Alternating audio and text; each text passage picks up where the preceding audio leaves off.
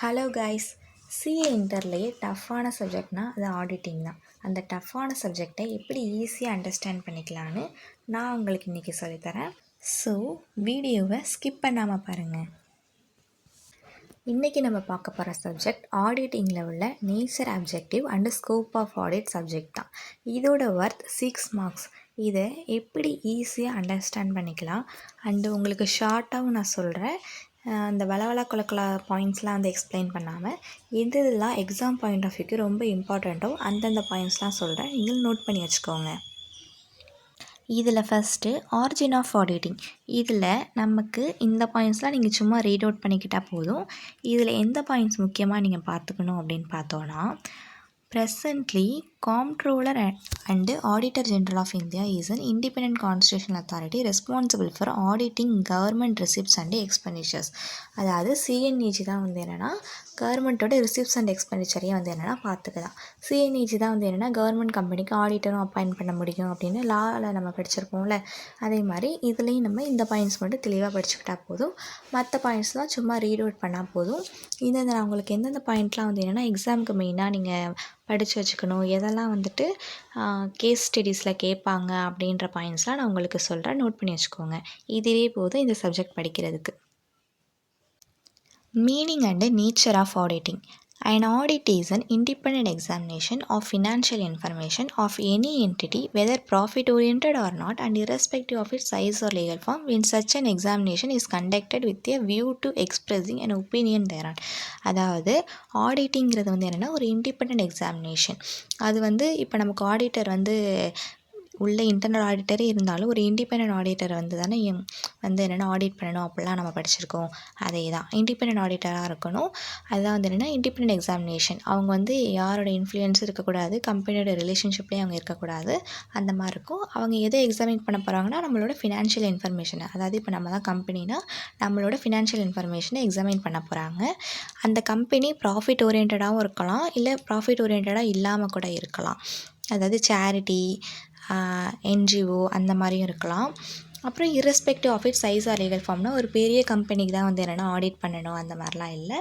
ஆடிட்டிங்க்கான அந்த ஒரு லிமிட்ஸை தாண்டினாலே வந்து என்னென்னா ஆடிட் பண்ணலாம். அது கொஞ்சமாக லைட்டாக ஒரு 10 lakhs லிமிட்டை தாண்டினாலும் ஓகே.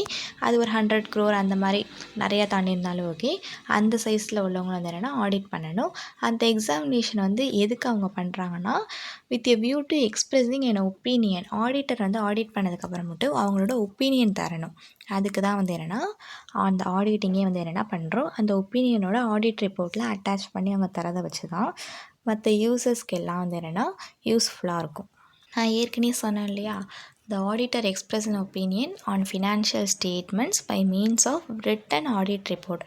அவங்களோட ஒப்பீனியன் அவங்க எப்படி தருவாங்கன்னா அவங்களோட ரிட்டன் ஆடிட் ரிப்போர்ட் வச்சு தான் தருவாங்க. அடுத்து இப்போ ஆடிட்டிங் பண்ணும்போது ஃபினான்ஷியல் ஸ்டேட்மெண்ட்ஸில் என்னென்னலாம் பார்க்கணும் அப்படின்னா, அந்த புக்ஸ் ஆஃப் அக்கௌண்ட்ஸில் அவங்க போட்ட என்ட்ரிலாம் வந்து என்னென்னா அந்த ரெஃபரன்ஸ்லாம் கரெக்டாக இருக்கா, அதை வச்சு தான் வந்து என்னென்னா ஃபினான்ஷியல் ஸ்டேட்மெண்ட் ப்ரிப்பேர் பண்ணியிருக்காங்களான்னு பார்க்கணும். அடுத்து அந்த புக்ஸ் ஆஃப் அக்கௌண்ட்ஸில் போட்ட என்ட்ரிலாம் வந்து என்னென்னா அடிக்குவேட்லி எல்லாத்துக்கும் சப்போர்ட் பண்ணுதா, அந்த உள்ள அந்த எல்லா என்ட்ரிக்கும் எவிடன்ஸ் எல்லாம் இருக்கா கரெக்டாக, அந்த மாதிரி ப்ராப்பராக செக் பண்ணணும். அடுத்து எந்த என்ட்ரிஸுமே வந்து என்னென்னா ஒமிட் பண்ணியிருக்கக்கூடாது. ஏதாவது நம்ம இப்போ அந்த அக்கௌண்டிங் ஸ்டாண்டர்ட் எப்படி போட போகிறோன்னா அதில் வந்து எதுவும் ஒமிட் பண்ணிவிட்டு அந்த கம்பைலேஷன் வந்து அவங்க பண்ணாமல் அந்த மாதிரிலாம் இருக்கக்கூடாது, அதை செக் பண்ணணும். அடுத்து அந்த இன்ஃபர்மேஷன் கொடுத்து எல்லா இன்ஃபர்மேஷனும் வந்து என்னென்னா ஃபினான்ஷியல் இன்ஃபர்மேஷன் கொடுத்துருப்பாங்க, நோட்ஸ் டு அக்கௌண்ட்ஸ் அது மாதிரிலாம் கொடுத்துருப்பாங்களா, அதெல்லாம் வந்து என்ன கிளியர் அண்ட் அன்ஆம்பிகியஸாக இருக்கான்னு பார்க்கணும். அடுத்து ஃபினான்ஷியல் ஸ்டேட்மெண்ட்ஸ் வந்து என்னென்னா அக்கௌண்டிங் ஸ்டாண்டர்டோட கம்பைல் பண்ணி அதில் சொன்ன அந்த டிஸ்க்ளோஷரு அதில் என்னென்னலாம் கிளாஸிஃபை பண்ண சொல்லியிருக்காங்க அதெல்லாம் வந்து என்ன கரெக்டாக பண்ணியிருக்காங்களான்னு செக் பண்ணணும். அடுத்து ஓவராலாக ட்ரூ அண்ட் ஃபேர் பிக்சர் இருக்கா, அவங்க கொடுத்த ஆடிட்டிங் இந்த ஆடிட் பண்ணுற கொடுத்த நம்ம அக்கௌண்ட்ஸில் கரெக்டாக இருக்கா அப்படின்றத வந்து என்னென்னா செக் பண்ணணும் ஆடிட்டர் தான். அடுத்து ஆடிட்டிங் ப்ரொவைட்ஸ் அஷூரன்ஸ். ஏன்னா ஆடிட்டிங் வச்சு தான் ஆடிட் ரிப்போர்ட் வந்து ஒரு கம்பெனியில் இருக்குது அப்படின்னா தான் ஷேர் ஹோல்டர்ஸ் எல்லாருமே நிறையா பேர் இன்வெஸ்ட் பண்ணுவாங்க. ஏன்னா அங்கே வந்து ஒரு நல்ல ஒப்பீனியன் ஆடிட்டர் தந்திருக்காங்க அப்படின்ட்டு. அதனால் ஆடிட்டிங் வந்து என்ன ப்ரொவைட் பண்ணுதுன்னா ஒரு அஷூரன்ஸ் தருதுன்னு சொல்கிறாங்க. இன்டர் டிசிப்ளினரி பார்த்தோன்னா ஆடிட்டிங்கிறது வந்து என்னென்னா ஒரு இன்டர்டிசிப்ளினரி நேச்சர் தான். ஏன்னா ஆடிட்டருக்கு வந்து என்னென்னா அக்கௌண்டன்சி பற்றின நாலேஜ் இருக்கணும், லா பற்றின நாலேஜ் இருக்கணும், behavioural science, statistics, economics, financial management இது எல்லா பற்றின நாலேஜ் இருக்கும். இப்போ நம்மளே வந்து என்னென்னா சார்ட்டர்ட் அக்கௌண்டன்ட் படிக்கிறோம். ஆனால் நம்ம என்ன பண்ண போகிறோம்னா ஆடிட்டிங் பண்ண போகிறோம். ஆனால் நம்ம ஏன் அக்கௌண்ட்ஸில் வந்து ஃபினான்ஷியல் ஸ்டேட்மெண்ட்லாம் போடுறோன்னா நமக்கு அது தெரியணும். ஏன்னா அதை தான் நம்ம செக் பண்ண போகிறோன்னா அது நமக்கு தெரியணும்னு படிக்கிறோம்ல. அந்த மாதிரி ஆடிட்டருக்கு எல்லாத்த பற்றின நாலேஜும் இருக்கணும். எதுவும் தெரியாதுலன்னுலாம் சொல்லக்கூடாது. எந்தெந்த சப்ஜெக்டோடலாம் ஆடிட்டிங் வந்து ரிலேட்டடாக இருக்குது அப்படின்னு பார்த்தோன்னா accountancy, law, behavioural science, statistics, economics and financial management. Auditors வந்து எப்படி எல்லாத்தையுமே வந்து ஆடிட்டிங் பண்ணுவாங்கன்னு பார்த்தா அது கிடையாது. ஒரு சாம்பிள் மெத்தட் யூஸ் பண்ணுவாங்க. அந்த சாம்பிள் பேசிஸில் தான் வந்து என்னென்னா ஆடிட்டிங் பண்ணுவாங்க. அதாவது எல்லாத்தையுமே செக் பண்ணாமல் இதெல்லாம் வந்துட்டு ரொம்ப இம்பார்ட்டண்ட்டாக இருக்குது, எதில் வந்து ஒர்த் அதிகமாக இருக்குது அப்படின்ற ஒரு மெட்டீரியாலிட்டி வச்சு அந்த சாம்பிள் பேஸஸில் தான் வந்து என்னென்னா ஆடிட்டிங் பண்ணுவாங்க. அப்ஜெக்டிவ்ஸ் ஆஃப் ஆடிட் எந்த எஸ்ஏயில் கொடுத்துருக்காங்கன்னா எஸ்ஏ 200ல் ஓவரால் அப்ஜெக்டிவ்ஸ் என்ன ஆடிட்டருக்குன்னு பார்த்தோன்னா ஸ்டாண்டர்ட்ஸ் ஆன் ஆடிட்டிங்க்கு ஏற்ப அவங்க வந்து என்னென்னா அவங்களோட அப்ஜெக்டிவ்ஸ் வந்து இருக்கணும். அதை கம்ப்ளை பண்ணி தான் எல்லாம் பண்ணணும்னு சொல்கிறாங்க. அதில் ஃபஸ்ட் அப்ஜெக்டிவ் என்னென்னா ரீசனபிள் அஷூரன்ஸ் வந்து என்னென்னா ஆப்டெயின் பண்ணணும். இவங்க வந்து என்ன ஒரு ஆக்சுவல் அஷூரன்ஸ், ஒரு பெர்ஃபெக்ட் அஷூரன்ஸ் வந்து என்னென்னா வாங்க முடியாது. ஏன்னா ஏற்கனவே சொன்ன மாதிரி சாம்பிள் பேசிஸில் தான் வந்து என்னென்னா ஆடிட்டிங் பண்ணுவாங்க. எல்லாத்தையும் செக் பண்ணாததுனால ஒரு ரீசனபிள் அஷூரன்ஸ் வந்து அவங்க ஆப்டெயின் பண்ணணும். அது எப்படி இருக்குன்னா அந்த கம்பெனி வந்து என்ன ஃப்ரீ ஃப்ரம் மெட்டீரியல் மிஸ்டேட்மெண்ட்லேருந்து ஃப்ரீயாக இருக்கா, எந்த ஒரு பெரிய தப்பும் இல்லைல்ல அப்படின்ற மாதிரி செக் பண்ணணும். அப்புறம் அவங்களோட அடுத்த அப்ஜெக்டிவ்ஸ் என்ன, எக்ஸ்ப்ரெஸ் அண்ட் ஒப்பீனியன், அதெல்லாம் அவங்க செக் பண்ணி ஒப்பீனியன் வந்து எக்ஸ்ப்ரெஸ் பண்ணணும். அதே மாதிரி அவங்க என்னென்ன செக் பண்ணுவாங்கன்னா ஃப்ரீ ஃப்ரம் மெட்டீரியல் மிஸ்டேட்மெண்ட்டாக இருக்கான்னு செக் பண்ணுவாங்க. அடுத்து in accordance with an applicable financial reporting frame ஒர்க்கில் அவங்க வந்து என்னென்னா அவங்களோட ஃபினான்ஷியல் இன்ஃபர்மேஷனை ரெடி பண்ணியிருக்காங்களா, ப்ரிப்பேர் பண்ணியிருக்காங்களான்னு பார்க்கணும். இப்போ பேங்க்கோட ஃபினான்ஷியல் ஸ்டேட்மெண்ட் பார்த்தோன்னா பேங்கிங் ரெகுலேஷன் ஆக்ட் படி அவங்க பண்ணியிருக்காங்களான்னு பார்க்கணும். இதே கம்பெனியில் வந்து ஃபினான்ஷியல் ஸ்டேட்மெண்ட் ஆடிட்டிங் பண்ண போகிறாங்கன்னா கம்பெனிஸ் ஆக்டில் அக்கௌண்டிங் ஸ்டாண்டர்ட்லாம் வந்து என்னென்னா கம்ப்ளை பண்ணியிருக்காங்களா அந்த மாதிரி செக் பண்ணணும். அடுத்து கடைசியில் செக் பண்ணதை வச்சு ரிப்போர்ட் கொடுக்கணும், ஆடிட்டிங் ரிப்போர்ட். ஆடிட்டிங்கில் பொறுத்த வரைக்கும் நிறையா வேர்டிங்ஸ் வந்து ரிப்பீட்டடாக வர மாதிரி ஃபீல் ஆகும். அந்த மாதிரி ரிப்பீட்டடாக வர்றது அதெல்லாம் வந்து நான் ஒமிட் பண்ணிட்டு தான் உங்கள்கிட்ட நான் சொல்கிறேன். அடுத்து ரீசனபிள் அஷூரன்ஸ் அதான் நான் சொன்னேன். ரீசனபிள் அஷூரன்ஸுங்கிறது வந்து என்னென்னா ஒரு அப்சல்யூட் அஷூரன்ஸ் கிடையாது. ஏன்னா எல்லாத்தையும் நம்ம செக் பண்ண போகிறது கிடையாது. அப்சல்யூட் அஷூரன்ஸ்னால் என்னென்னா ஒரு கம்ப்ளீட் அஷூரன்ஸு இல்லைனா கேரண்டி கூட வந்து தர்ற மாதிரி. ஆனால் ரீசனபிளாக அப்படி கிடையாது. Although it is a high level of assurance தான்.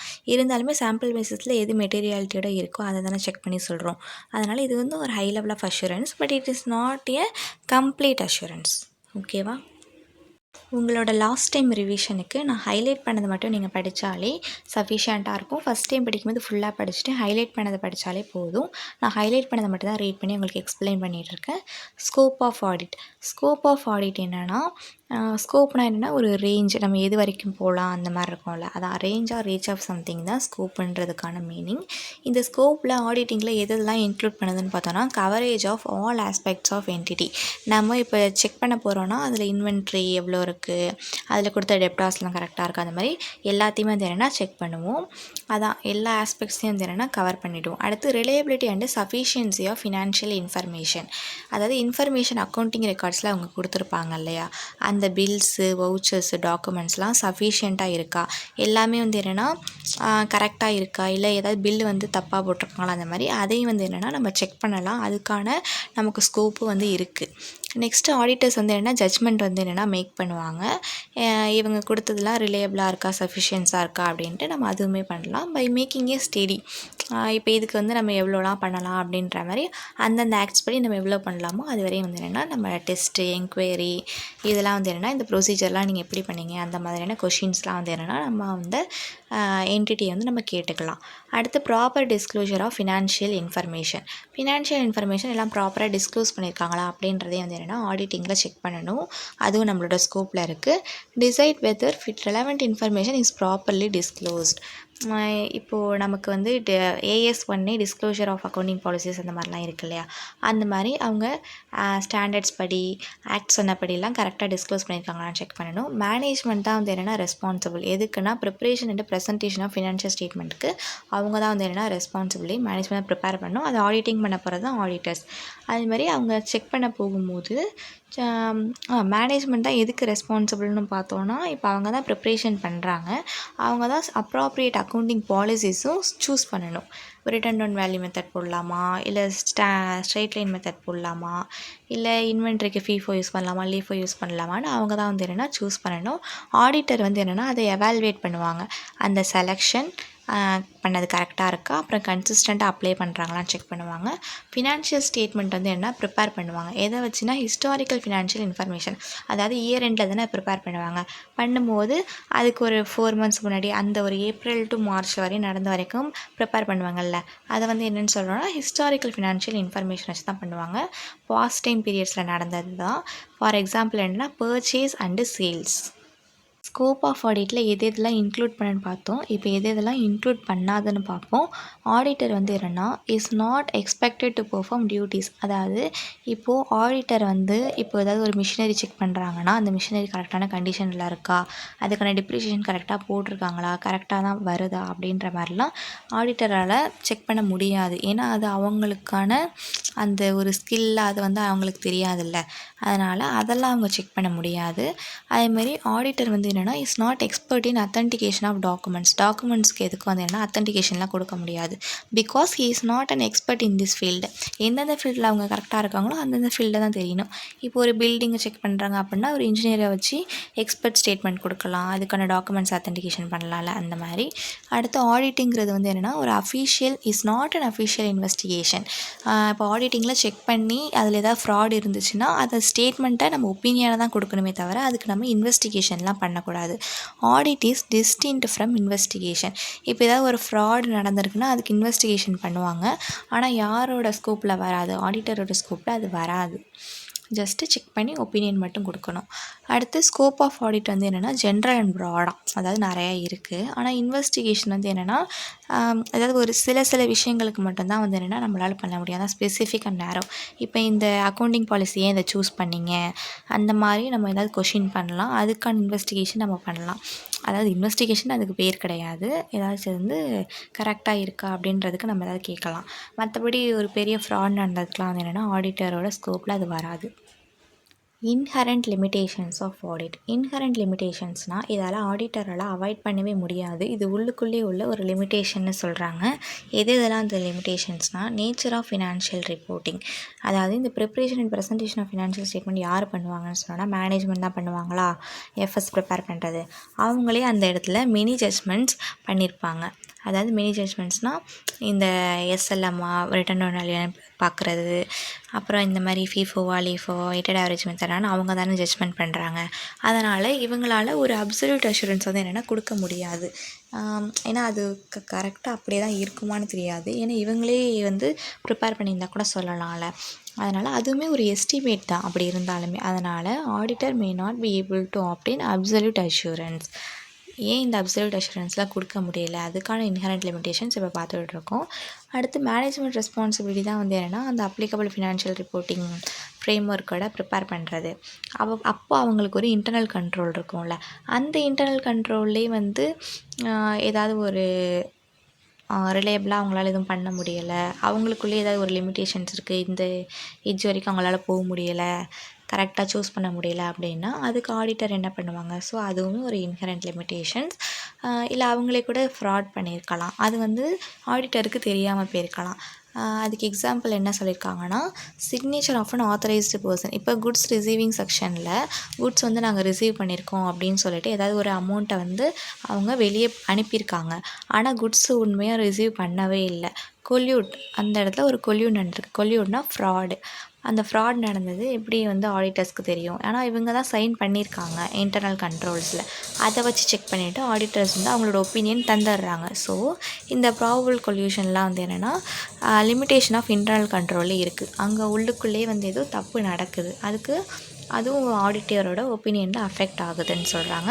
நெக்ஸ்ட் பாயிண்டில் nature of audit procedures. Audit procedures பண்ணுறதுலையுமே ஆடிட்டருக்கு ஒரு இன்ஹரண்ட் லிமிட்டேஷன்ஸ் இருக்குது. என்னென்னா இப்போ நம்ம ஆடிட் எவிடன்ஸ் கண்டுபிடிப்பாங்க எப்படின்னா ஆடிட் ப்ரொசீஜர் பெர்ஃபார்ம் பண்ணுறது மூலமாக தானே. அதுலேயே ஒரு ப்ராக்டிக்கல் அண்ட் லீகல் லிமிட்டேஷன்ஸ் இருக்குது. ஏன்னா இப்போ நம்ம என்ன சொல்லியிருக்கோன்னா ஆடிட்டர் வந்துட்டு சாம்பிள் பேசிஸில் தான் செக் பண்ணுவாங்கன்னு சொல்லியிருக்கோம்ல.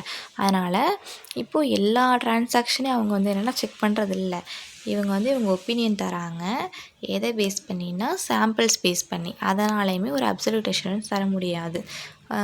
எல்லாமே கான்ஃபிடென்ட்டாக. ஏன்னா நம்மளே கொஞ்சம் ரீசனபிள் அஷ்யூரன்ஸ் தான் தரோம். ஸோ அதனால் அடுத்து management may not provide complete information. அவங்க ஒரு தராமே இருக்கலாம். நம்ம செக் பண்ணுறதுக்கு ஃபினான்ஷியல் இன்ஃபர்மேஷன் தான் ஆடிட்டர் செக் பண்ண போகிறாங்க. அவங்க அதை ஃபுல்லாக தரலை.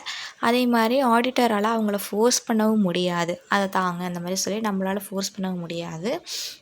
இதனால் நமக்கு ஆடிட் எவிடன்ஸை வாங்குறதுக்கு வந்து என்னென்னா ஒரு லிமிட்டேஷன்ஸாக நமக்கு இருக்குது. அதே மாதிரி இப்போ மேனேஜ்மெண்ட்டில் உள்ள பீப்புள்ஸே இப்போ இந்த இன்டர்னல் கண்ட்ரோலில் உள்ளவங்க ஃப்ராட் நடக்குது சொன்னேன்னா, அதேமாதிரி மேனேஜ்மெண்ட் பீப்புள் வந்து என்னென்னா ஃப்ராட் பண்ணலாம். இல்லை மேனேஜ்மெண்ட் இட்செல்ஃப் இன்வால்வ்டு இன் ஃப்ராடாக கூட இருக்கலாம். It may be engaged in concealed fraud by designing சொஃபிஸ்டிகேட்டட்னா ஒரு நுட்பமான ஒரு ஃப்ராடு வேலை வந்து அங்கே நடந்திருக்கு. அது வந்து தெரியவே இல்லை. ஆடிட்டர் வந்து அவங்களாலே வந்து என்னென்னா கண்டுபிடிக்கவும் இல்லை. ஹார்ட் டு டிடெக்டாக இருக்குது. அப்புறம் இவங்க வந்து இந்த ஆடிட் எவிடன்ஸை நம்பி தான் ஆகணும். ஏன்னா இவங்க வந்து அதை வந்து ஆத்தரைஸ் பண்ண முடியாது. அவங்களோட ஸ்கோப்பில் இல்லைன்னு பார்த்தோம்ல. அதனால் அது ஃபேக்கு இல்லை நான் ஜென்யூனாக இருந்தால் கூட அவங்க நம்பி தான் ஆகணும். அதான் இந்த பாயிண்ட்லேயும் சொல்லியிருக்காங்க. அதேமாதிரி ட்ரான்சாக்ஷன் வித் ரிலேட்டட் பார்ட்டிஸ் கூட அவங்க பண்ணியிருக்கலாம். இப்போ ஹோல்டிங், சப்சிடரி அந்த மாதிரி ரிலேட்டட் பார்ட்டிஸ் வரையும் நடந்திருக்கலாம். ஆனால் அது ஆடிட்டருக்கு தெரியாது. இவங்களும் ஒரு ரிலேட்டட் பார்ட்டின்னு. அதுவுமே வந்து என்னென்னா ஒரு லிமிட்டேஷன்ஸில் வருது. அடுத்து not in nature of investigation. இதுவும் ஏற்கனவே சொன்ன மாதிரி இப்போ அவங்க ஏதாவது கரெக்டாக கண்டுபிடிச்சாலுமே அவங்களால வந்து என்னென்னா இன்வெஸ்டிகேட் பண்ண முடியாது. அதனாலுமே அப்சல்யூட் அஷ்யூரன்ஸ் தர முடியல. அடுத்து டைம்லினஸ் ஆஃப் ஃபினான்ஷியல் ரிப்போர்ட்டிங்னா இப்போது ஒரு வருஷத்தில் நடக்கிறத அடுத்த வருஷம் இப்போ 2 வருஷத்துலேயும் இப்போ இந்த எக்ஸாம்பிளில் சொல்லியிருக்காங்க பாருங்களேன். 2 இயர்ஸ்லேயும் ஒரு ஆடிட்டர் வந்து அந்த கம்பெனியில் தான் ஆடிட் பண்ணிகிட்ருக்காங்க. இப்போ 3rd இயரும் ஆடிட்டிங் பண்ணும்போது ஆல்ரெடி 2 இயர்ஸில் பண்ண ஒப்பீனியன் அந்த ரெக்கார்ட்ஸு அதெல்லாம் வச்சு வந்து என்னென்னா இப்போயும் ஒப்பீனியன் ஒன்று கொடுத்துட்றாங்க. ஆனால் இந்த வருஷம் ஏதோ ஒன்று நியூவாக ஏதோ ஹேப்பன் ஆகிருக்கு. ஆனால் அதை அவங்க வந்து செக் பண்ணாததுனால அதுவும் வந்து என்னென்னா அதோட ரிலையபிலிட்டியை வந்து அதாவது நம்பகத்தன்மை இழந்துருது அப்படின்னு சொல்கிறாங்க. அடுத்து ஃப்யூச்சர் ஈவெண்ட்ஸ். இப்போ ஆடிட்டிங் ஒப்பீனியன் தரதுனால ஃப்யூச்சரில் வந்து இந்த கம்பெனி ரொம்ப நல்லாயிருக்கும் அப்படின்ற மாதிரி ஒரு அஷ்யூரன்ஸு ஒரு கேரண்டி அந்த மாதிரிலாம் ஆடிட்டிங் ரிசல்ட்ஸ் வந்து என்னென்னா தர. அடுத்து உள்ள மெயினான பாயிண்ட் பார்த்தோன்னா the auditor is not expected to and cannot reduce the audit risk is 0. ஏன்னா இன்ஹரண்ட் லிமிட்டேஷன் இருக்கிறதுனால ஆடிட் ரிஸ்க் வந்து என்னென்னா 0க்கு போகாது. இது ஏதாவது ஒரு கேஸ் ஸ்டடியில் கேட்பாங்க. ஆடிட் ரிஸ்க் வந்து என்னென்னா ஃபுல்லாக கம்ப்ளீட்டாக போயிடுச்சு 0க்கு போயிடுச்சு அப்படின்னு சொல்லியிருந்தாங்கன்னா அந்த மாதிரிலாம் போகாது அப்படின்னு வந்து நம்ம எழுதணும். What is an engagement? என்கேஜ்மெண்ட்னா என்னென்னா அரேஞ்ச்மெண்ட் டு டூ சம்திங். ஏதாவது ஒரு அரேஞ்ச்மெண்ட் நடக்குது, இதெல்லாம் பண்ண போகிறோம் அப்படின்னு. அதில் இப்போ நம்ம ஆடிட் என்கேஜ்மெண்ட்னா என்னென்னா பார்த்தோன்னா ஒரு ஃபார்மல் அக்ரிமெண்ட் இருக்கும். யாருக்கு இடையிலனா ஆடிட்டருக்கும் கிளைண்ட்டுக்கும். ஆடிட்டர் வந்து அதில் ப்ராமிஸ் பண்ணுவார், நான் வந்து உங்கள் கம்பெனிஸ்க்கு ஆடிட்டிங் சர்வீஸ் பண்ணித்தரேன் அப்படின்னு. இதில் என்ன ஒரு எடுத்துக்குதுன்னு பார்த்தோன்னா என்கேஜ்மெண்ட் லெட்டரோட ஷேப் வந்து என்னென்னா இந்த என்கேஜ்மெண்ட்டில் நம்ம பார்க்கலாம்.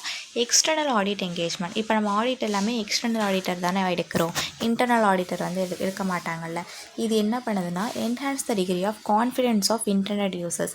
ஏன்னா உள்ளுக்குள்ளே அவங்க வேலை பார்க்குறவங்களே நமக்கு பண்ணலை, வெளியேருந்து ஒரு ஆள் வந்து செக் பண்ணி நமக்கு ஒப்பீனியன் தராங்க. அதனால் அது வந்து ஒரு கான்ஃபிடென்ஸ் வந்து பில்ட் பண்ணுது அந்த யூசர்ஸ் ஆஃப் ஃபினான்ஷியல் ஸ்டேட்மெண்ட்ஸ்க்கெலாம். இதுலேருந்து நமக்கு வர்றது வந்து என்னென்னா ரீசனபிள் அஷ்யூரன்ஸ் என்கேஜ்மெண்ட் தான் வந்து என்னென்னா நமக்கு கிடைக்கும். இதில் companies even non corporate companies கூட வந்து என்னென்னா ஆடிட்டிங் என்கேஜ்மெண்ட் பண்ணுறாங்க. எதுக்காகனா because of benefits of such an audit. Audit பண்ணுறதுனால வர பெனிஃபிட்ஸ்க்காக. அந்த பெனிஃபிட்ஸ் என்னென்னு இதை பார்ப்போம். பெனிஃபிட்ஸ் ஆஃப் ஆடிட் பார்த்தோன்னா ஏன் ஆடிட் நமக்கு தேவைப்படுதுன்னா ஆடிட் பண்ணுறதுனால ஹை குவாலிட்டி இன்ஃபர்மேஷன் அந்த அக்கௌண்ட்ஸில் இருக்கும். ஏன்னா ஆடிட்டர் வந்து பண்ண போகிறதுக்கு முன்னாடி அந்த மாதிரி இன்ஃபர்மேஷன்லாம் கரெக்டாக இருக்கான்னு செக் பண்ணுவாங்கள்ல. ஆடிட்டிங் ஸ்டாண்டர்ட்ஸ்லாம் யூஸ் பண்ணியிருக்காங்களா, அதாவது அவங்க செக் பண்ணுறது என்னென்னா ஆடிட்டிங் ஸ்டாண்டர்ட்ஸ் வந்து என்ன குளோபலி ரெகக்னைஸ் பண்ணுற ஸ்டாண்டர்ட்ஸை வச்சு இவங்களோட கம்பெனிஸ் கரெக்டாக இருக்கா அப்படின்ற எல்லா அனாலிசிஸும் பண்ணுவாங்க. அதனால் நமக்கு அது ஒரு பெனிஃபிஷியலாக இருக்கும். நெக்ஸ்ட்டு இந்த ஆடிட்டிங் வந்து யார் ப்ரிப்பேர் பண்ணுறாங்கன்னா மேனேஜ்மெண்ட் ப்ரிப்பேர் பண்ணுது. அதில் என்னென்னா டேரக்டர்ஸ் மட்டும்தானே இருக்காங்க மேனேஜ்மெண்ட்டில். ஷேர் ஹோல்டர்ஸ் தான் வந்து என்னென்னா ஓனர்ஸே. ஆனால் அவங்களுக்கே வந்து என்னென்னா டே டு டே நடக்கிற சிச்சுவேஷன்ஸ்க்கு அஃபேர்ஸ்க்கெலாம் அவங்க வரமாட்டாங்க. அதனால் ஒரு இண்டிபெண்ட் மெக்கானிசம் வந்து இப்படி செக் பண்ணி கொடுத்தாங்கன்னா அவங்களோட இன்ட்ரெஸ்ட் வந்து என்னென்னா சேஃப்கார்ட் பண்ணப்படுது ஆடிட் பண்ணுறது மூலமாக. அடுத்து audit acts as a moral check on எம்ப்ளாயீஸும். இப்போ எம்ப்ளாயீஸ்க்கு வந்து என்னென்னா fear of being discover by ஆடிட்னா ஏதாவது நம்ம பண்ண போய் ஆடிட் பண்ணும்போது அது தெரிஞ்சிருமோ அப்படின்ற ஒரு பயத்திலே அவங்க எந்த தப்பும் பண்ண மாட்டாங்களே எம்ப்ளாயீஸ் எந்த தப்பும். அதனால் அதுவும் ஒரு பெனிஃபிட்டாக இருக்குது. நெக்ஸ்ட்டு இது ஆடிட் பண்ணுறதுனால கவர்மெண்ட் அத்தாரிட்டிஸ்க்கு வந்து என்னென்னா ஒரு ஹெல்ப்ஃபுல்லாக இருக்குது. அவங்க வந்து டேக்ஸ் லைபிலிட்டி போடுறதுக்கெலாம் வந்து என்னென்னா கரெக்டாக இருக்கும். ஏன்னா இதுலேயே வந்து என்னென்னா கரெக்டாக எந்த ஃப்ராட் அமௌண்ட்டுக்கு எவ்வளோ ரேட்டு அப்புறம் அந்த மாதிரிலாம் வந்து ஈஸியாக கண்டுபிடிச்சிடலாம்ல, தனித்தனியாக அவங்க பிரித்து காட்டுறதுனால ஒப்பீனியன் தரதை வச்சுட்டு. அடுத்து relied upon by lenders and bankers. இப்போ ஆடிட்டிங் பண்ணுறது மூலமாக இப்போ இந்த கம்பெனியில் ஒரு ஆடிட்டர் வந்து நல்ல ஒப்பீனியன் கொடுத்துருக்காங்கன்னா லெண்டர்ஸ் வந்து அமௌண்ட்டு தருவாங்க. ஏன்னா இவங்களால திரும்ப செட்டில் பண்ண முடிஞ்சிடும் அப்படின்ற ஒரு இதில். இதே அப்படி கொடுக்கலன்னா அப்போ அவங்க தரமாட்டாங்க. அடுத்து ஆடிட்டில் வந்து என்னென்னா ஃப்ராடு, எரரு ஆர் போத் இதையுமே வந்து என்னென்னா கண்டுபிடிச்சிடலாம்.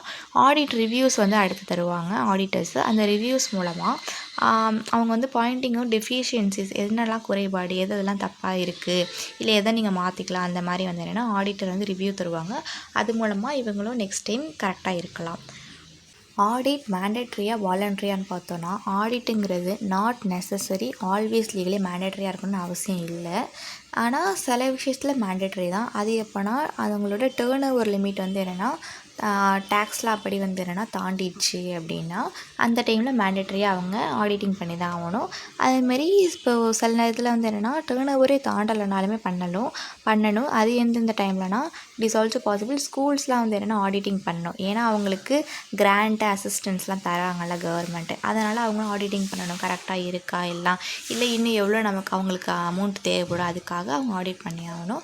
அதேமாதிரி ஆடிட்டுங்கிறது வந்து நாட் ஆல்வேஸ் மேண்டேட்ரி. முன்னாடி சொன்ன மாதிரி தான் வாலண்ட்ரிலையும் பண்ணுவாங்க. ஏன்னா பெனிஃபிட்ஸ் ஆஃப் ப்ராசஸ் ஆஃப் ஆடிட்டு இது ஏற்கனவே எக்ஸ்டர்னல் ஆடிட் என்கேஜ்மெண்ட் ஏன் எடுக்கிறாங்கன்னு பார்த்தோன்னே அதில் வந்து என்னென்னா வாலண்ட்ரியாகவும் பண்ணுவாங்க. இப்போ பெனிஃபிட்ஸ் பார்த்தோம்ல, அந்த பெனிஃபிட்ஸ்லாம் அவங்களுக்கும் வேணுன்றதுக்காக. அடுத்து ஹூ அப்பாயிண்ட்ஸ் அண்ட் ஆடிட்டர்னு பார்த்தோன்னா கம்பெனிஸில் பார்த்தோன்னா மெம்பர்ஸ் வந்து அப்பாயிண்ட் பண்ணுவாங்க. அதாவது ஷேர் ஹோல்டர்ஸ் ஏஜிஎம் நடக்கிறப்போ அப்போது ஷேர் ஹோல்டர்லாம் அப்ரூவ் பண்ணாதான் வந்து என்னென்னா ஆடிட்டர் அப்பாயிண்ட் பண்ண முடியும். இதே கவர்மெண்ட் கம்பெனியாக இருந்துச்சுன்னா சிஎன்ஏஜி அப்பாயிண்ட் பண்ணணும். ஃபேமாக இருந்துச்சுன்னா பார்ட்னர்ஸ் அப்பாயிண்ட் பண்ணுவாங்க. அதுமாரி சில சுச்சுவேஷன்ஸில் வந்து என்னென்னா கவர்மெண்ட் அத்தாரிட்டியை வந்து என்னென்னா அப்பாயிண்ட் பண்ணணும் அவங்களோட டேக்ஸ் லா படி. To whom report is submitted by an auditor. யார்கிட்ட சப்மிட் பண்ணணும் அப்படின்னு பார்த்தோன்னா to person making the appointment. எந்த பர்சன் அப்பாயின்மெண்ட் கொடுத்தாங்களோ அவங்களுக்கு. இதே கம்பெனியாக இருந்துச்சுன்னா ஷேர் ஹோல்டர்ஸ்க்கு தருவாங்க. இதே இன்கேஸ் ஆஃப் ஃபேம்னா பார்ட்னர்ஸ்க்கு தருவாங்க. Audit is a type of assurance engagement. அதாவது ஆடிட்டுங்கிறது வந்து என்னென்னா ஒரு அஷூரன்ஸ் என்கேஜ்மெண்ட் தான். அதாவது ரீசனபிள் அஷூரன்ஸ் நம்ம தரோம் ஆடிட்டிங் பண்ணுறது மூலமாக அப்படின்னு சொல்கிறோம்ல, அதுதான் வந்து என்னென்னா அஷூரன்ஸ் என்கேஜ்மெண்ட். இந்த அஷூரன்ஸ் என்கேஜ்மெண்ட்டுங்கிறது வந்து என்னென்னா are not restricted to audit alone. Assurance வந்து ஒன்லி ஆடிட்க்கு மட்டும் அஷூரன்ஸ் தர மாட்டாங்க. மற்ற டைப்ஸும் இருக்குது. அது என்னென்னு இப்போ போக போக பார்ப்போம். Meaning of assurance engagement. Assurance என்கேஜ்மெண்ட்டாக என்னென்னா இப்போ ஏதாவது ஒரு எக்ஸ்பர்ட் வந்து நமக்கு இந்த ப்ராஸ்பெக்ட் கரெக்டாக இருக்குதுன்னு சொல்கிறாங்க, இந்த பில்டிங் கரெக்டான ஃபார்ம்ஸில் இருக்குன்னு சொல்கிறாங்க, இல்லை வேறு ஏதாவது செக் பண்ணிவிட்டு இது வந்து ஓகே தான் அப்படின்னு சிஎஸ் இன் ப்ராக்டிஸ்லாம் தரணும் அப்படின்லாம் பார்த்துருக்கோம்ல. அந்த மாதிரி எக்ஸ்பர்ட் ப்ராக்டிஷனர் வந்து என்னென்னா ஒரு கன்க்ளூஷன் தரணும். அது வந்து அந்த இன்டர்னல் யூசர்ஸ்க்கு வந்து என்னென்னா ஒரு கான்ஃபிடென்ஸ் பில்ட் பண்ணுற மாதிரி வந்து என்னென்னா இருக்கும். இந்த ஒப்பீனியன் அபவுட் ஸ்பெசிஃபிக் இன்ஃபர்மேஷன் வந்து என்னென்னா இதனால் அவங்களுக்கு வந்து ஒரு நல்ல கான்ஃபிடென்ஸ் வருது அப்படின்னு வந்து என்னென்னா சொல்கிறாங்களா. நெக்ஸ்ட்டு இந்த அஷூரன்ஸ் என்கேஜ்மெண்ட்டோட எலமெண்ட்ஸ் பார்த்தோன்னா இது வந்து ஒரு 3 பார்ட்டி ரிலேஷன்ஷிப்பாக இருக்கும். எக்ஸாம்பிளுக்கு இப்போ நம்ம ஒரு ப்ராஸ்பெக்டஸே இஷ்யூ பண்ண போகிறோம் அப்படின்னு வச்சுக்கோங்களேன். அதுக்கு வந்து எக்ஸ்பர்ட் ஸ்டேட்மெண்ட்லாம் இருக்கணும் அப்படின்லாம் படிச்சிருக்கோம்ல லால. ஸோ இப்போது அந்த ரெஸ்பான்சிபிள் பார்ட்டி இதில் யாருன்னு பார்த்தோன்னா மேனேஜ்மெண்ட் தான் ப்ராஸ்பெக்டஸ் கொடுக்கணும். ப்ராக்டிஷனர்னால் யாருன்னா அந்த எக்ஸ்பர்ட். இன்டர்நெட் யூசர்ஸ்னால் பப்ளிக், அதாவது அதை சப்ஸ்கிரைப் பண்ண போகிற நம்ம தான். நம்ம மெம்பர்ஸ் ஆகலாம், ஷேர் ஹோல்டர்ஸ் ஆகலாம்ல, அவங்க நம்ம தான். இப்போது அதுதான் இந்த மாதிரி 3 பேர் வந்து என்னென்னா இன்வால்வ் ஆவாங்க அஷூரன்ஸ் என்கேஜ்மெண்ட்டில் அப்படின்னு வந்து என்னென்னா சொல்கிறாங்க. அடுத்து அண்ட் அப்ராப்ரியேட் சப்ஜெக்ட் மேட்டர்னால் இன்ஃபர்மேஷன் டு பி எக்ஸாமின்ட். எந்த இன்ஃபர்மேஷன் நம்ம எக்ஸாமின் பண்ணணும் அப்படின்ற இதுவும் வந்து என்னென்னா அதில் இருக்கணுமா. சூட்டபிள் க்ரைட்டீரியானா இப்போ கம்பெனிஸ் ஆக்ட்டு இல்லை பேங்கிங் ரிலேஷன் ஆக்ட்டு, இல்லைனா இந்த எலக்ட்ரிசிட்டி ஆக்ட்டு, அந்த மாதிரி அந்த ஆக்ட் படி அவங்க கரெக்டாக பண்ணியிருக்காங்களா அப்படின்னும் அந்த எக்ஸ்பர்ட் வந்து என்னென்னா ஸ்டேட்மெண்ட் தரணும். இது ஒன்லி ஆடிட்டர் மட்டும் இல்லை, எந்தெந்த ஃபீல்டில் யார் யார் எக்ஸ்பர்ட்டாக இருக்காங்களோ அவங்களாம் ஒரு அஷூரன்ஸ் தராங்கல்ல, அதுதான் வந்து என்னென்னா சொல்கிறாங்க. அடுத்து சஃபிஷியன்ட் அப்ராப்ரியேட் எவிடன்ஸ். இப்போ அவங்க வந்து நமக்கு ஒரு அஷூரன்ஸ் தராங்கன்னா அதுக்கு ஒரு அப்ராப்ரியேட் எவிடன்ஸ் அவங்களுக்கு இருக்கணும். சஃபிஷியன்ட்னா என்ன மீனிங்னா குவான்டிட்டி ஆஃப் எவிடன்ஸ், அதாவது எவ்வளோ எவிடன்ஸ் இருக்குது அப்படின்றது. அப்ராப்ரியேட்னா குவாலிட்டி, அது ஒரு நல்ல கரெக்டாக இருக்க, கம்மியாக இருந்தாலும் அப்படின்ற மாதிரி இருக்கணும். அடுத்து நம்ம இப்போ வச்சுருக்க அந்த எவிடன்ஸ் வந்து என்னென்னா should be both sufficient and அப்ராப்ரியேட்டாக இருக்கணும். ஒன்லி அப்ராப்ரியேட் மட்டும், ஒன்லி சஃபிஷியன்ட் மட்டும் அந்த மாதிரி இருக்கக்கூடாது. நெக்ஸ்ட் பாயிண்ட் பார்த்தோன்னா written assurance report in appropriate form. இப்போ இதனால் வந்துன்னா அந்த எக்ஸ்பர்ட் வந்து ஒரு ரிப்போர்ட் தருவாங்கல்ல.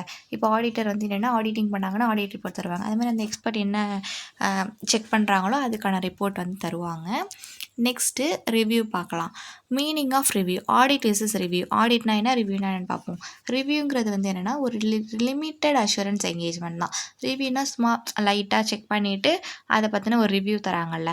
அதனால் இதில் நமக்கு என்ன ஒரு அஷூரன்ஸ் வருதுன்னா ரொம்ப ஒரு ரீசனபிளாகவும் இல்லை, அப்சல்யூட்டிவாகவும் இல்லை, ரொம்ப லிமிட்டடாக தான் நமக்கு அஷூரன்ஸ் தராங்களே. ஸோ லிமிட்டட் அஷூரன்ஸ் என்கேஜ்மெண்ட்னு சொல்கிறோம். இது வந்து என்னென்னா provides a lower level of assurance then audit. ஃபுல்லாக லோயர் லெவலில் இல்லை, ஆடிட்டை விட கொஞ்சம் கம்மியான அஷூரன்ஸாக தான் நமக்கு தருது. இதுலேயே வந்து என்னென்னா நம்ம செக் பண்ணுறதுக்கு நமக்கு சஃபிஷியன்ட் அப்ராப்ரியேட் எவிடன்ஸ் வந்து என்னென்னா இருக்கணும். அதை வச்சு தான் செக் பண்ணுவோம். Both audit and review are related to financial statements. Audit பண்ணாலும் சரி, ரிவ்யூ பண்ணாலும் சரி, ஃபினான்ஷியல் ஸ்டேட்மெண்ட் தான் ரிலேட் பண்ணியிருக்கு. இதே இன்னொரு அஷூரன்ஸ் பார்ப்போம். அது வந்து என்னென்னா ஃபினான்ஷியல் ஸ்டேட்மெண்ட்டை ரிலேட் பண்ணாமல் வேறு இது பற்றி வந்து என்னென்னா அஷூரன்ஸ் தரது மாதிரி இருக்கும். அதனால் இதை ஞாபகம் வச்சுக்கோங்க. நெக்ஸ்ட்டு டைப்ஸ் ஆஃப் அஷூரன்ஸ் என்கேஜ்மெண்ட்டில் ரீசனபிள், லிமிட்டட் பார்க்கலாம். ரீசனபிள் அஷூரன்ஸ் வந்து நமக்கு என்ன தருதுன்னா ஹை லெவல் ஆஃப் அஷூரன்ஸ் தருது. இதே லிமிட்டட் அஷூரன்ஸ்னு பார்த்தோன்னா lower level of assurance then audit, அதாவது மாடரேட் லெவல் தருது. இதை விட தானே கம்மியாக இருக்குது, மொத்தமாக ஃபுல்லாக லோயர் லெவல் இல்லைல்ல. ஸோ அதனால் அடுத்து ரீசனபிள் அஷூரன்ஸில் இந்த மற்ற பாயிண்ட்ஸ்லாம் நம்ம முன்னாடியே பார்த்துட்டோம். இது வந்து reasonable assurance elaborate and extensive ப்ரொசீஜர்ஸாக இருக்குது, நிறையா வந்து செக் பண்ணுது. லிமிட்டட் அஷூரன்ஸ் என்கேஜ்மெண்ட்னா ஒன்லி ஃபியூர் ப்ரொசீஜர்ஸ் தான், அது முன்னாடியே சொன்ன மாதிரி. இதுக்கு எக்ஸாம்பிள் என்னென்னா ஆடிட் என்கேஜ்மெண்ட், இதுக்கு எக்ஸாம்பிள் என்னென்னா ரிவ்யூ என்கேஜ்மெண்ட். அடுத்து இப்போது இந்த 2 என்கேஜ்மெண்ட் மட்டுமே இல்லை, there is another kind of assurance. அதுதான் வந்து என்னென்னா அதர் தென் ஃபினான்ஷியல் இன்ஃபர்மேஷன் தான் அது செக் பண்ணும். அது என்ன தருதுன்னா providing assurance on internal controls in an entity. இதை செக் பண்ணாமல் இன்டர்னல் கண்ட்ரோல்ஸ் வந்து செக் பண்ணுது.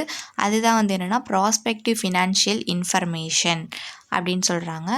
இப்போது அதை ரெண்டுத்தையும் எது செக் பண்ணோன்னா ஹிஸ்டாரிக்கல் ஃபினான்ஷியல் இன்ஃபர்மேஷன். பாஸ்ட்டில் நடந்த ஈவெண்ட்ஸு, பாஸ்ட்டில் பண்ண பர்ச்சேஸ், சேல்ஸுக்கு இப்போ நம்ம ஃபினான்ஷியல் இன்ஃபர்மேஷன் ப்ரிப்பேர் பண்ணணும், அது இதுன்னு சொல்கிறோமா. இதில் வந்து என்னென்னா ப்ராஸ்பெக்டிவாக இருக்கும். இது வந்து என்னென்னா அசம்ஷன் தான், பேஸ்ட் ஆன் அக்கரின் ஃப்யூச்சரில் நடக்க போகிறதுக்கு இப்போவே வந்து என்னென்னா ஒரு அஷூரன்ஸ் தராங்க. The form of forecast or projection or combination of both. ஃபோர்காஸ்ட்னா அதை நடக்க போகிறது அந்த மாதிரி. Historical financial information is rooted in past events. ப்ராஸ்பெக்டிவ்னா ரிலேட்டட் டு ஃப்யூச்சர் ஈவெண்ட்ஸு. இதுதான் இது ரெண்டுத்துக்குள்ள ஒரு மெயின் டிஃப்ரென்ஸ். அஷூரன்ஸ் ரிப்போர்ட் வந்து என்னென்னா இன்வால்விங் ப்ராஸ்பெக்டிவ் ஃபினான்ஷியல் இன்ஃபர்மேஷன்லேயே வந்து என்ன அஷூரன்ஸ் தருவாங்க. அது யார் தருவாங்கன்னா அதுக்கு அந்த ப்ராக்டிஷனர் இருக்காங்களா அவங்களுக்கு ஆப்டைன் சஃபிஷியன்ட் அப்ராப்ரியேட் எவிடன்ஸ் அவங்களுக்கு இருக்கணும். அதுமாதிரி அவங்க சும்மா அன்ரீசனபிளாக ப்ரிப்பேர் பண்ணக்கூடாது. ஏன்னா இது ஃப்யூச்சரை பற்றி சொல்ல போகிறது. நம்ம ஆடிட் என்கேஜ்மெண்ட் கூட வந்து என்னென்னா ப்ரெசென்ட்டில் இல்லை பாஸ்ட்டில் நடந்ததுக்கு இப்போ அஷூரன்ஸ் தராங்க, கேரண்டிலாம் இல்லைன்னு சொல்லணும்ல. இதில் வந்து என்ன ஃப்யூச்சர் சொல்கிறதுனால ப்ராப்பர்லி ப்ரிப்பேர் பண்ணியிருக்கணும், எல்லா மெட்டீரியல் அசம்ஷன்ஸையும் ப்ராப்பர்லி டிஸ்க்ளோஸ் பண்ணியிருக்கணும். இந்த எவிடன்ஸ் வந்து என்னென்னா அதுவுமே வந்து என்னென்னா ஃப்யூச்சர் ஓரியன்டாக தான் இருக்கணும். ஃப்யூச்சரில் இந்த மாதிரி நடக்கிற இந்த கம்பெனியில் இவ்வளோ ப்ராஃபிட்ஸ் வர எக்ஸ்பெக்ட் பண்ணலாம், இவ்வளோ டெவலப் ஆக எக்ஸ்பெக்ட் பண்ணலாம், இதில் வந்து ஏஐ டெக்னாலஜி இருக்குது, அதனால் ஃப்யூச்சரில் எப்படி நடக்கும் அந்த மாதிரிலாம் சொல்லுவோம்ல. அதெல்லாம் வந்து என்னென்னா அதுக்கும் ஒரு ப்ராப்பர் எவிடன்ஸ் வந்து இருக்கணும். இப்போவே ஃப்யூச்சர் ஓரியன்டாக உள்ளதுக்கு ஆடிட்டர் வந்து என்னென்னா அதுக்கு not in A position to express an opinion. அந்த ஆடிட்டர் வந்து இந்த ப்ராஸ்பெக்டிவ் ஃபினான்ஷியல் இன்ஃபர்மேஷனை வச்சு அவங்களால ஒப்பீனியன் தர முடியாது, ஒப்பீனியன் தரக்கூடாது. ஏன்னா ஆடிட்டர் எதை வச்சு ஒப்பீனியன் தரணும்னா ஹிஸ்டாரிக்கல் ஃபினான்ஷியல் இன்ஃபர்மேஷன் வச்சு தான். இந்த அஷூரன்ஸ் தான் வந்து என்னென்னு சொல்கிறோன்னா மாடரேட் லெவல் ஆஃப் அஷூரன்ஸ். அதாவது ப்ராஸ்பெக்டிவ் ஃபினான்ஷியல் இன்ஃபர்மேஷன் வச்சு யாராவது அஷூரன்ஸ் தராங்கன்னா அந்த அஷூரன்ஸ் எப்படி இருக்குன்னா ஒரு மாடரேட் லெவலில் இருக்கும். Qualities of auditor. ஆடிட்டர்ஸோட குவாலிட்டி என்னென்ன இருக்கணும்னா, இந்த tact, caution, firmness, good temper இருக்கணும், இன்டெகிரிட்டி, டிஸ்க்ரிஷன், அதாவது ஓவராலாக சொல்லப்போனால் அந்த பர்சனல் குவாலிட்டி எல்லாமே வந்து என்னென்னா இருக்கணும் ஆடிட்டருக்கு. அதேமாதிரி இவங்களுக்கு ஒரு இண்டிபெண்டன்ஸும் இருக்கணும். பேக்டு பை அடிக்குவேட் இண்டிபெண்டன்ஸ்னால் யாரோட இன்ஃப்ளூயன்ஸும் இல்லாமல் அந்த மாதிரி இருக்கணும். தனியாக டெசிஷன் எடுக்க தெரியணும். He must know thoroughly all accounting principles and techniques. அந்த மாதிரி ஒரு பர்சனல் குவாலிட்டி இல்லாமல் சப்ஜெக்ட் நாலேஜும் நிறைய இருக்கணும்ல, அதெல்லாம் இருக்கணும்னு சொல்கிறாங்க. அடுத்து என்கேஜ்மெண்ட் அண்ட் குவாலிட்டி கண்ட்ரோல் ஸ்டாண்டர்ட்ஸில் ஒரு ஓவர்வியூ பார்க்கலாம். எஸ்ஏஸ்லாம் எதுக்கு? ஆடிட் ஆஃப் ஹிஸ்டாரிக்கல் ஃபினான்ஷியல் இன்ஃபர்மேஷனுக்கு. எஸ்ஆர்இ எதுக்குன்னா ரிவ்யூ ஆஃப் ஹிஸ்டாரிக்கல் ஃபினான்ஷியல் இன்ஃபர்மேஷனுக்கு. இதே எஸ்ஏஇ அதாவது அஷூரன்ஸ் என்கேஜ்மெண்ட் எதுக்குன்னா அதர் தென் ஆடிட் அண்டு ரிவ்யூக்கு. எஸ்ஆர்எஸ்னால் வந்து என்னென்னா ஆடிட்டிங்கில் அதாவது மேனேஜ்மெண்ட்டுக்கு ஹெல்ப் பண்ணுறதா வந்து என்னென்னா அவங்களுக்கு நடக்கிற ரிலேட்டட் சர்வீஸ்க்குலாம் ஹெல்ப் பண்ணுறதா வந்து என்னென்னா எஸ்ஆர்இ. ஸ்டாண்டர்ட்ஸ் ஆன் ஆடிட்டிங் இது யாருக்காகனா இண்டிபெண்ட் ஆடிட்டர் வந்து என்னென்னா அதில் பண்ணுவாங்க. மற்றபடி எல்லாம் பார்த்த பாயிண்ட்ஸ் தான். ஸ்டாண்டர்ட்ஸ் அண்ட் ரிவ்யூ என்கேஜ்மெண்ட் இதில் எல்லாமே ஏற்கனவே படித்த பாயிண்ட்ஸ் தான். ரிவ்யூ என்கேஜ்மெண்ட்டில் நம்ம லிமிட்டட் அஷூரன்ஸ் தென் ஆடிட் பார்ப்போம். அந்த மாதிரிலாம் டிஃப்ரென்ஷியேட்டும் பார்த்துருக்கோம்ல, அதே தான். ஸ்டாண்டர்ட்ஸ் அண்ட் அஷூரன்ஸ் என்கேஜ்மெண்ட்னா ப்ராஸ்பெக்டிவ் ஃபினான்ஷியல் இன்ஃபர்மேஷனில் பார்ப்போம். இது என்னென்னா ஒரு நான் ஃபினான்ஷியல் மேட்டர்ஸ்க்கு வந்து என்னென்னா இந்த அஷூரன்ஸ் தருவாங்க. லைக் டிசைன் அண்ட் ஆப்ரேஷன், அதாவது ஃப்யூச்சரில் என்ன நடக்க போகுது, ஃப்யூச்சருக்கு ஒரு அஷூரன்ஸ் தரது தானே பார்த்தோம். ஃபினான்ஷியல் மேட்டர் இல்லாமல் நான் ஃபினான்ஷியல் மேட்டருக்கு இருக்குமா. அடுத்து ஸ்டாண்டர்ட்ஸ் அண்ட் ரிலேட்டட் சர்வீஸ்னால் என்னென்னா இப்போது மேனேஜ்மெண்ட்லேயே கூட ஆடிட்டர்ஸ்லாம் வந்து என்னென்னா ரெக்ரூட் பண்ணுவாங்கள்ல, அதுதான் அக்ரி அப்பான் ப்ரொசீஜர்ஸ் மாதிரி. இதில் வந்து இப்போ ஆடிட்டர்ஸ் வந்து அக்கௌண்ட்ஸ் பேபிள் பாருங்கள், அக்கௌண்ட்ஸ் ரிசீவபிள் கரெக்டாக இருக்கான்னு செக் பண்ணுங்கள், அந்த மாதிரிலாம் சொல்லி வேலை கொடுத்தாங்கன்னா அதெல்லாம் வந்து அவங்க செக் பண்ணுவாங்க. Even complete set of financial information கூட வந்து என்னென்னா ப்ரிப்பேர் பண்ணுவாங்க ஆடிட்டர்ஸ். இதெல்லாம் வந்து என்னென்னா ஒரு கம்பைலேஷன் என்கேஜ்மெண்ட் தான் சொல்கிறாங்க. இதுலேருந்து அவங்க எந்த அஷூரன்ஸும் கொடுக்கல, எந்த ஒப்பீனியனும் தரல. இப்போ ஆடிட்டர் தான் அந்த ஃபினான்ஷியல் ஸ்டேட்மெண்ட் ப்ரிப்பேர் பண்ணியிருக்காங்கன்றதுனால அதில் எந்த ஒரு அஷூரன்ஸும் இன்க்ளூட் ஆகலை, ஜஸ்ட்டு ப்ரிப்பேர் பண்ணியிருக்காங்க. இந்த மாதிரி ரிலேட்டட் சர்வீஸும் வந்து என்னென்னா பண்ணுவாங்க அப்படின்னு சொல்கிறாங்க. அடுத்து standards on quality control. Quality கண்ட்ரோல்னால் என்னென்னா provides guidance regarding firm's responsibility for conduct of audit and review. இந்த மாதிரி இப்போ பார்த்த எல்லா ஸ்டாண்டர்ட்ஸும் வந்து என்னென்னா நல்ல ஒரு குவாலிட்டியில் நடக்கணும், எந்தெந்த குவாலிட்டி எல்லாமே வந்து என்னென்னா ப்ராப்பராக நடக்கணும் அப்படின்றதுக்குன்னு ஒரு ஸ்டாண்டர்ட்ஸும் இருக்குது. Regulatory and legal requirements and reports issued are அப்ராப்ரியேட்டாக இருக்கா, எல்லா ரெகுலேட்டரி ஏதாவது அவங்க பண்ண ரிப்போர்ட் எல்லாம் கரெக்டாக இருக்கான்னு செக் பண்ணணும். அடுத்து firms to ensure complying with professional standards or legal ரெக்குயர்மெண்ட்ஸில் கரெக்டாக பண்ணியிருக்காங்கன்னு அவங்களும் ஒரு அஷூரன்ஸ் கொடுக்கணும். அடுத்து அதான் இப்போது முன்னாடி பார்த்த எல்லா என்கேஜ்மெண்ட் ஸ்டாண்டர்ட்ஸ்க்கும் வந்து என்னென்னா குவாலிட்டி கரெக்டாக இருக்கணும். அதுக்குன்னே தனியாக ஒரு ஸ்டாண்டர்ட்ஸ் கொடுத்துருக்காங்க, நீங்கள் எதெல்லாம் கரெக்டாக ப்ராப்பராக செக் பண்ணணுன்ட்டு. அடுத்து ஒய்ஆர் ஸ்டாண்டர்ட்ஸ் நீடன்னு பார்த்தோன்னா இப்போ அக்கௌண்டிங் ஸ்டாண்டர்ட் எதுக்கு இருக்குது அப்படின்னு பார்த்தோன்னா குளோபலாக ஒரே மாதிரி எல்லாருமே ப்ரிப்பேர் பண்ணுறதுக்கு, கம்பேரபிலிட்டிக்கு அந்த மாதிரி இருக்கும்ல, அதே தான் இதுலேயுமே. இப்போது இது வந்து ஸ்டாண்டர்ட்ஸ் ஆன் ஆடிட்டிங் இது ஏன் இருக்குன்னா இது established benchmark at global levels. அடுத்து improve quality of financial reporting வந்து என்னென்னா கரெக்டாக இருக்கும், அதான் எல்லாமே ஒரே மாதிரி இருக்கிறதுனால. அடுத்து ப்ரொமோட் யூனிஃபார்மிட்டி ஆஸ் ஆடிட், அது மாதிரி யூனிஃபார்மிட்டியாகவும் இருக்கும். ப்ரொஃபஷனல் அக்கௌண்டன்ட்ஸ் இது ப்ரொஃபஷனல் நாலேஜோடையும் நிறையா பண்ணுவாங்க. இப்போ எஸ்ஏன்னு ஒன்று கொடுத்ததுனால இப்போ வந்து நம்ம ஆடிட்டர்ஸ் நம்ம படிக்கிறதுனால நம்ம அதெல்லாம் கரெக்டாக படிக்கிறோம்ல, அது மாதிரி ஆடிட் குவாலிட்டியும் நல்லா சூப்பராக இருக்கும். அடுத்து duties in relation to engagement and quality control ஸ்டாண்டர்ட்ஸ்னால் டியூட்டி ஆஃப் ப்ரொஃபஷனல் அக்கௌண்ட்ஸர்ஸ் வந்து என்னென்னா ஸ்டாண்டர்ட்ஸை தான் ஃபாலோ பண்ணணும், ஸ்டாண்டர்ட்ஸ் ஆன் ஆடிட்டிங். இதே சில சுச்சுவேஷன்லாம் வரும், அந்த டைமில் ஸ்பெசிஃபிக் ப்ரொசீஜர் நம்ம எடுக்க வேண்டியதாக இருக்கும். அப்போது ஏதாவது ஒரு ஆல்டர்னேட்டிவ் ப்ரொசீஜர் நம்ம யூஸ் பண்ணோம், இப்படி போய் சால்வ் பண்ணாமல் வேறு ரூட் வழியாக சால்வ் பண்ணோம் அப்படின்னா அந்த ஆல்டர்னேட்டிவ் ப்ரொசீஜரையும் வந்து என்னென்னா அதுக்கு ரீசனோடு வந்து என்னென்னா சப்மிட் பண்ணணும் அப்படின்னு சொல்கிறாங்க. அவ்வளோதான், இந்த லெசன் இதோட ஓவர் ஆயிடுச்சு.